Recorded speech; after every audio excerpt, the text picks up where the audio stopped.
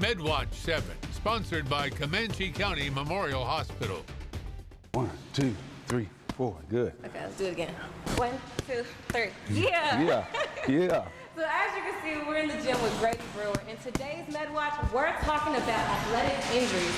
Now, Mr. Brewer, can you tell us what type of injuries you've already sustained? A couple knee injuries, shoulder injuries, doing a lot of running up hills, mountains, and stuff like that. So, being at an older age, maybe not, warming up as good as I needed to, probably caused a little bit of injuries. How did that affect your career? Because that is major. Well, it slowed my career down. It slowed it down where when I was fighting, kind of like back to back every other 2 or 3 months. It slowed it down for from fighting every 2 or 3 months to maybe having to set out about a year because I had to have my hand heal, had to have my knee heal, a shoulder heal. So it delayed my career quite a bit by doing that.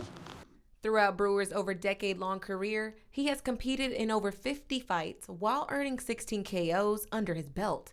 Brewer also won $500,000 from the ESPN reality show, The Contender, spending that money on his gym, Bad Boys Boxing and Fitness, which is located in Lawton, Oklahoma.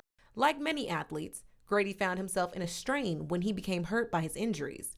But lucky for him, he was able to lean on income through his gym and receive premier treatment by orthopedic surgeon Dr. Wayne Johnson at Comanche County Memorial Hospital. Dr. Johnson has specialized in his field for over 20 years, serving in the Army and helping local athletes stay healthy. When it comes to those injuries that he sustained, how serious are those? Well, those injuries were serious enough that they weren't, for good news, they weren't career-threatening, but it made it so that someone has to be agile in the ring to be able to protect himself and so that he can be competitive and actually have a chance to win the fight. Other athletes aren't so lucky. According to the National Institutes of Health, the overall lifetime prevalence of injuries occurring more than once for athletes was 67.1%. And pairing that with 20% of elite athletes quitting their sport because of an injury, stats are basically saying if you play a sport, prepare for a little pain. What type of advice do you have for people to kind of prevent that type of injury? That's a great question, Alexis. What I've found works best is if you warm up properly. A lot of times the athlete hits the field, they want to get right at it.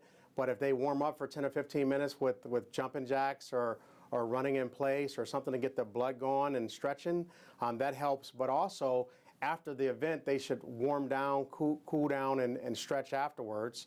Make sure they're well rested and well hydrated and have good nutrition. So remember, in order to sustain a long and healthy athletic career, eat right, stretch, and listen to your body.